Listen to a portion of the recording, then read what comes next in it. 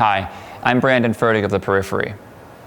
When you watch the following film, don't do so as a Republican or a Democrat, conservative or a liberal. Simply watch. And when doing so, and you feel those political impulses coming up, just let them go. It's the best way to enjoy and to learn from this film, and it's the only way we're going to heal the divide in this country. Well, now to our top story, President Trump's upcoming visit to Minneapolis. Today, President Donald Trump announced he will visit Minnesota. President Donald Trump is coming to Minneapolis. His campaign announced today he will hold a rally at Target Center October 10th.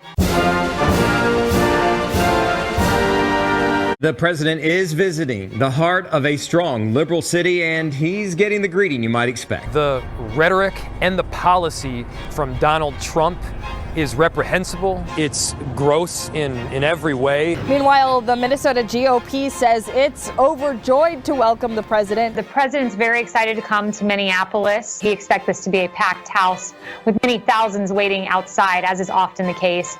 In just 2 weeks' time, this is what we can expect to find inside Target Center. We've been told to expect protests hours before the event. We'll have tens of thousands of people in the streets. We invite all Minnesotans to join us to oppose Trump's racist agenda. Fuck racist! Vice President Mike Pence's office says he'll be joining President Trump in the Twin Cities this Thursday. President's first rally and public speech after these impeachment inquiries have begun. I'm announcing the House of Representatives moving forward with an official impeachment inquiry. The president responding on Twitter, calling it more breaking news witch hunt garbage. We are going to continue to be a nightmare to this president. And a special thanks to Representative Omar of Minnesota. Oh, she doesn't like Israel. I forgot. I'm so sorry.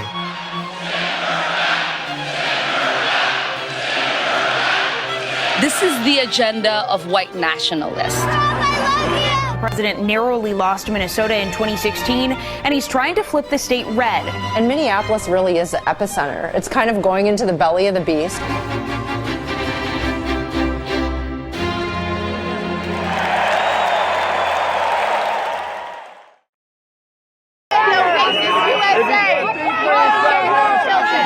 How did we get here?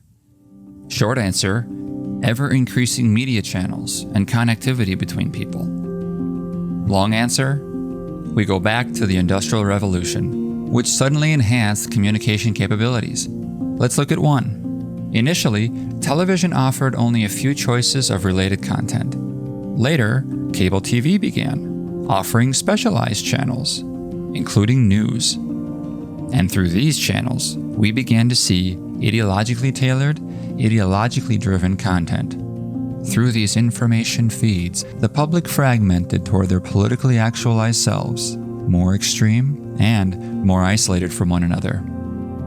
And yet, this had all been just the prelude to the real driver of media-induced fragmentation, the internet, wherein content and communities further decentralized and further drifted. Then came social media. Everyone with a megaphone, everyone now connected to everyone all the time. Suddenly, a strong interactive fan base could lift even a fringe political candidate to recognition. And when a crisis hit, people could increasingly organize and respond, growing in their discontentment, drifting further in their political direction. This discontentment lifted non-establishment candidates for the 2016 presidential election to the top of their party's nomination. The left's candidate didn't quite win, but the right's did. A media-savvy man in media-heavy times, and this man would go on to win the presidency. With his crude antagonism, Trump has only furthered the divide throughout his first term. Meanwhile, more social events and movements have continued to polarize and politicize the country. So, when the divisive conservative kicked off his 2020 re-election campaign in a community having drifted further in the other political direction, well, this is how we got here.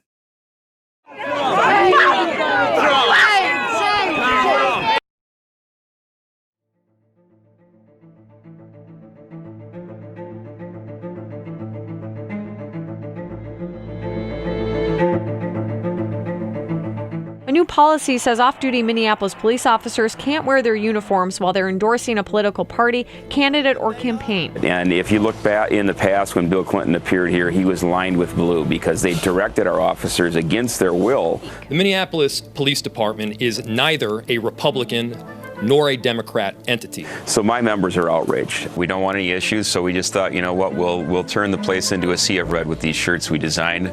But multiple times the president tweeted his support of Kroll in the shirts. They're now getting international calls, and their website has crashed several times. The police are the glue holding this very loosely held country together. God bless them.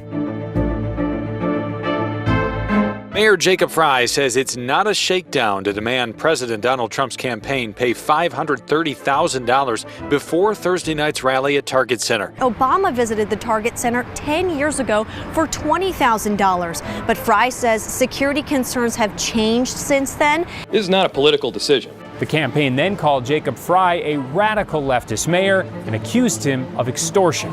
It's not extortion to expect that somebody pay their bills. Thursday's rally in Minneapolis is back on, and it won't be giving the city any money for added security. Come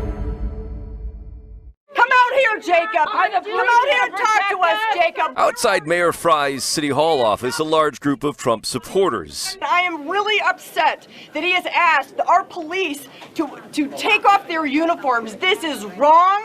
We support our police. Frey, do you? The protest comes after a back and forth between the mayor and president over who should pay for the rally's operating expenses. You know, had he not opened his very large mouth. Gross in every way, should have no place in the city of Minneapolis. Maybe we wouldn't need that kind of security. We've got people coming in from all over to protest. This is ridiculous. Police anticipate thousands of people both inside the Target Center and outside this perimeter. Several law enforcement agencies working, including the FBI. There are cameras monitoring the area 24/7. He says that this is an all hands on deck situation. But we're going to make sure that every single person, including the residents of our city, including protesters, are safe. The Antifa and a lot of protesters, these types of events get violent. That's a concern here, as people are afraid to actually come to the rally with fear of being assaulted. So right now, Trump supporters are already here near the barriers blocking the way to Target Center. You can see them there with flags and signs. We've heard them chant a couple times, USA, we love Trump.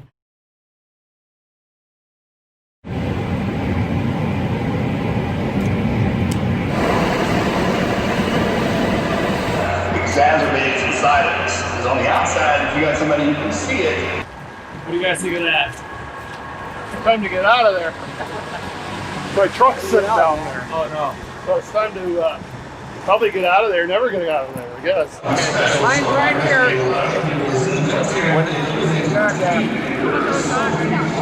Is this everyone's? Oh no. Once it goes inside, it'll go up one level, and then it winds all the way through the skywalk, all the way back to parking lot A. There's been people here since 4 o'clock this morning, or earlier.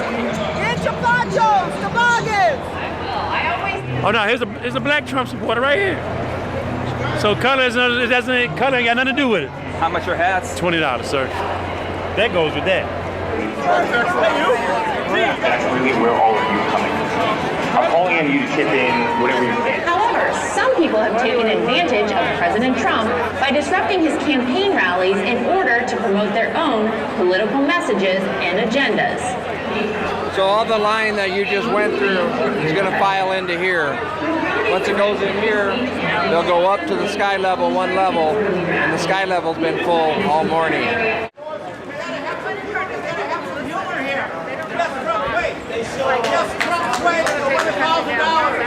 Yes, Trump's weight. He's the man. He can fix anything, and he knows big words. You guys said a lot of blacks are starting to come around. You know, I mean, I'm sorry if somebody feels that someone else is a racist or hates them. I don't want anybody to feel that somebody hates them. Some individuals may still seek to distance fear. Can I ask you some questions? I'll let you do it. How do you see yourself as being, as you identify, also being a Trump supporter? You know, I'm a closeted conservative. I've been raised that way, never questioned it.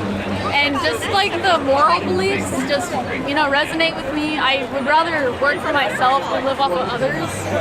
And, liberals aren't like that. I wasn't really behind him at first. I didn't think he was even going to get elected, of course, but all this stuff they're doing with impeachment, bogus witch hunt stuff, they've been trying to get him impeached before he even got in office. Campaign finance violations, asking foreign governments for intervention in elections, trying to cover up those things, like refusing to comply with subpoenas. It's all impeachable. I think it's just raw emotion-based, and they don't look at the actual facts. Asking a foreign government for help to intervene in our elections? No. Really? That's what Mueller report was all about. When I hear all the stuff that's come out since he's been in there, with all the Democrats and Hillary and all the things that she's done, none of that stuff probably would have ever come out. If we didn't have somebody in there kind of flipping stones over, in my mind. He doesn't watch the way he speaks, and people see that. People see somebody who's supposed to be an icon, who's supposed to be some sort of role model in a way I think the president should be to the American people. We will not tolerate the kind of behavior he's flaunted. People talk about he shouldn't be on Twitter all the time. You know what? Nobody would really know anything if he couldn't get his messages out on Twitter. And I know that they're harsh and they hurt people. I think an important thing for me with this particular rally is that it's in Minneapolis and he's been insulting our politicians and saying incredibly racist things about our politicians. It's already worse for many groups of people. The Supreme Court right now is deciding whether it's okay to discriminate based on sexual orientation. That's what we got to look forward to with another 4 years. And I've had other LGBT members come up and speak to me and they're like, thank you for actually representing. They're kind of positive about it. Let's get our numbers and hang out. We gotta bond together. No, none of these values that the right claims to have about civility or about treating their neighbors well or anything. It's not here. I've gotten nothing but love and support out here. I keep getting photos and high fives, and I'm transgender, And I don't think that anybody should ever be treated differently because of what they believe. I'm not out there trying to tell them what to think. I have one nephew that is a Republican and for Trump, but he's married to a white woman and her family, and I love them to death, but they're Trumpers, and he's kind of just leaning toward them. So I think the difference between the left and the right is they want to tell us or treat us a certain way because of what we believe. If I was to go to Pride or something and have a Trump hat, I would get mauled. They're all hateful. They hate Trump. I'm not a hateful person, but no, he will go down as just an evil person. They say horrible things, and it's really sad because they don't know the other side. They don't even look into it. They're afraid of losing their white majority in this country. And that's, to me, why they support it. I just feel like they're not enlightened as far as how much he's helping our country. They're stupid. I feel like supporters on both ends can kind of get out of hand and wrap up in their own emotion. It's the way the media makes it look. No, that's not what he's... Be safe.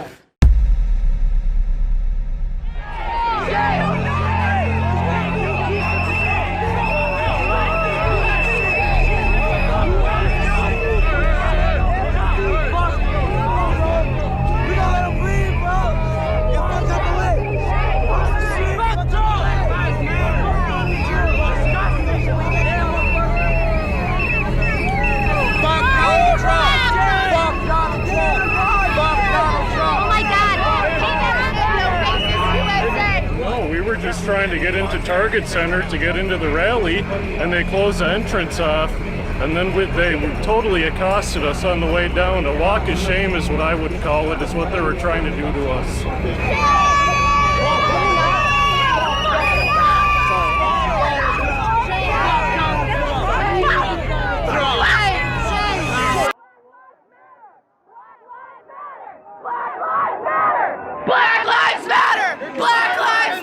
Shit, someone needs a breath, man. Black Lives Matter!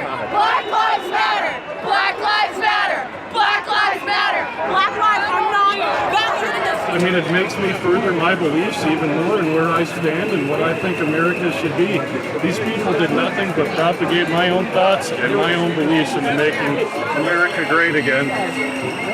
Well, how do you respond to this? I mean, do you think they're coming out here for good reason? Like, I mean, they're not coming out for fun, are they? Like, they have a lot of concerns. Do you think that they're valid? No, not at all. It's just pure hatred that they're spewing right now. It's all it is. 100% hate.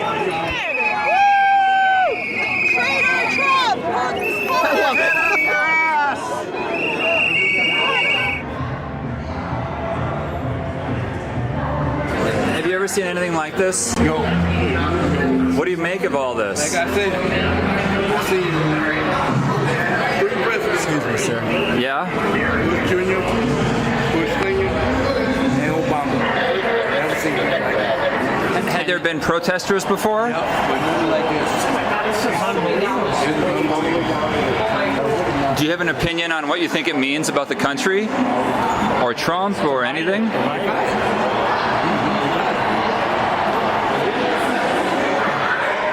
Hello, Minnesota! So now it is my high honor and distinct privilege to introduce to you my friend and the 45th President of the United States, President Donald Trump.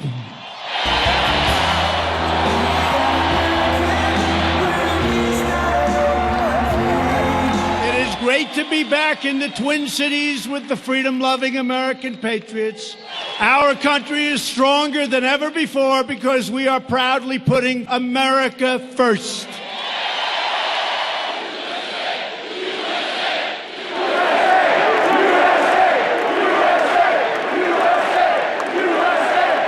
Well, that's a lot of media. Look back there. That's a lot of media.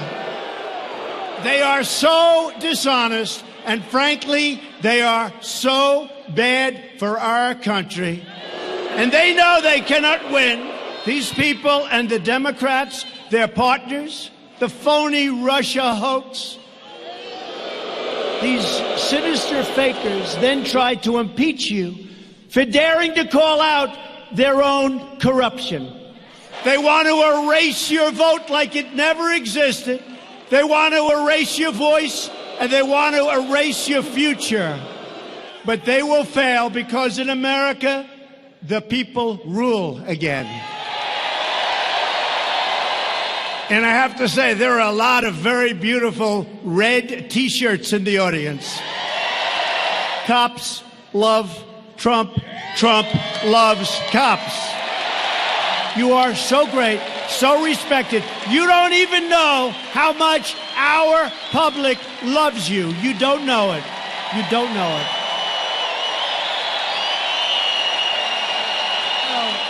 For many years, leaders in Washington brought large numbers of refugees to your state from Somalia,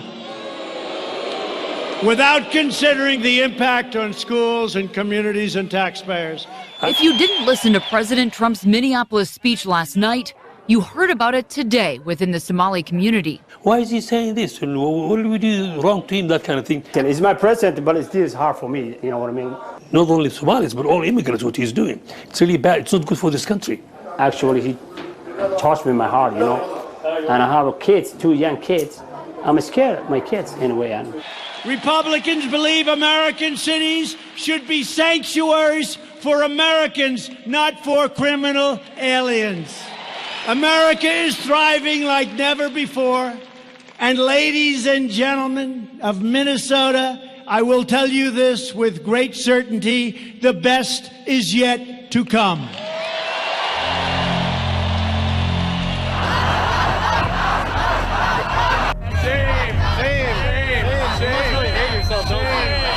We've got the riot police. What they are doing right here at this spot is protecting that parking lot. That is where some of the Trump supporters have parked tonight. Trump supporters and it was awesome. It was so incredible. The energy. Roll up your window later. Oh shit! Roll up your window. Oh, here they go. He showed support for Minnesota, which was the best, and he said a lot of specific things about our state, which I really appreciated.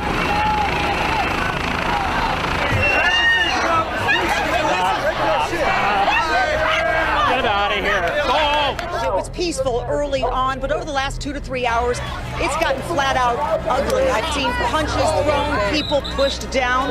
There's been mace, and a lot of this is because the protesters appear to be challenging the police. Save our life! Kill our cop! Fuck you! Fuck what you said! Go ahead, yup. Here's how we feel about Donald Trump. I'm a strong supporter. I'm really proud he's our president.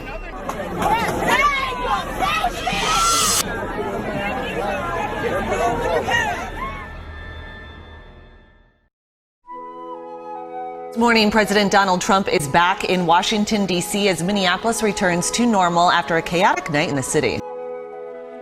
Good morning, Jason. And maybe the headline this morning is about how quiet and clean everything is here in downtown Minneapolis after a very busy day. Minneapolis would calm. Calm before the storm. Because as chaotic as recent months and years had been, Minneapolis, and the country as a whole, hadn't seen nothing yet. Taking us into the new year, the impeachment resolved. In cleanly divided fashion, of course.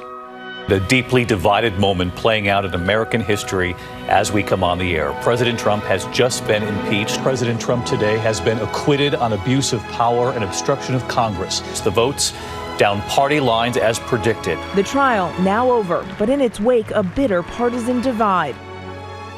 All the while, two new crises of epic proportion were about to slam the country. Hard times magnify character. Thus, disorder and the division of the country accelerated. Are you going to allow the government to tell you you have to wear a mask? Arizona, the latest to experience protests, as it happened in Minneapolis, happened in Michigan, happened in Virginia, happened in North Carolina.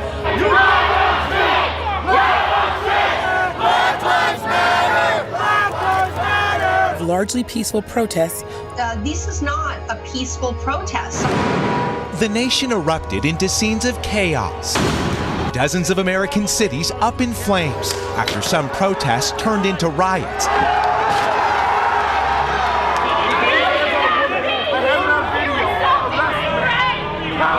We need to be protected from you, from your coworkers, from the people that you invite to your kids' birthday parties. Fury on the streets. This isn't about Trump.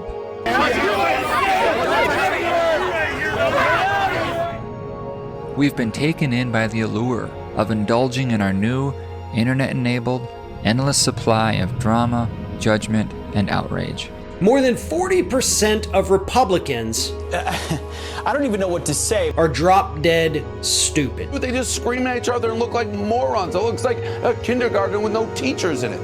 It's no wonder we're now in the divided state of America. They've been wrong so far, man. They've been wrong. I don't care. Unable to cooperate. Advocating extreme ideas, even losing our humanity. Caught up in this adversarial energy. Because I think one way you get rid of Trump is a crashing economy. Yeah. So please, bring on the recession. Yeah. Sorry if that hurts people. All the while, it's the most vulnerable paying the highest price. Few dozen residents to about 300 in a month. In that month, there have been 3 sexual assaults, the most recent one involving a young girl. Minneapolis City Council members have announced their plan to disband the Minneapolis Police Department.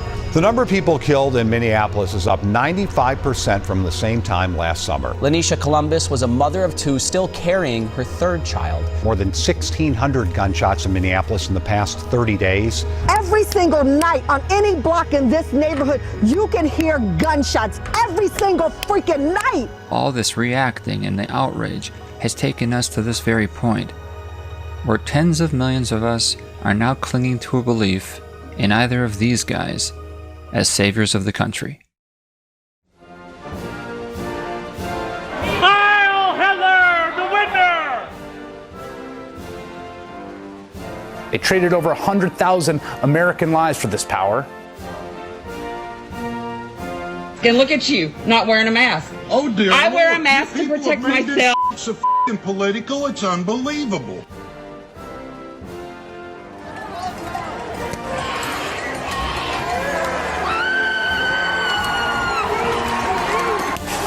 And there is no police presence, there's no National Guard presence, and there are no fire engines here, Brian. Our local fire departments and police departments have been begging people not to do this, but it seems tonight they are not listening to those calls.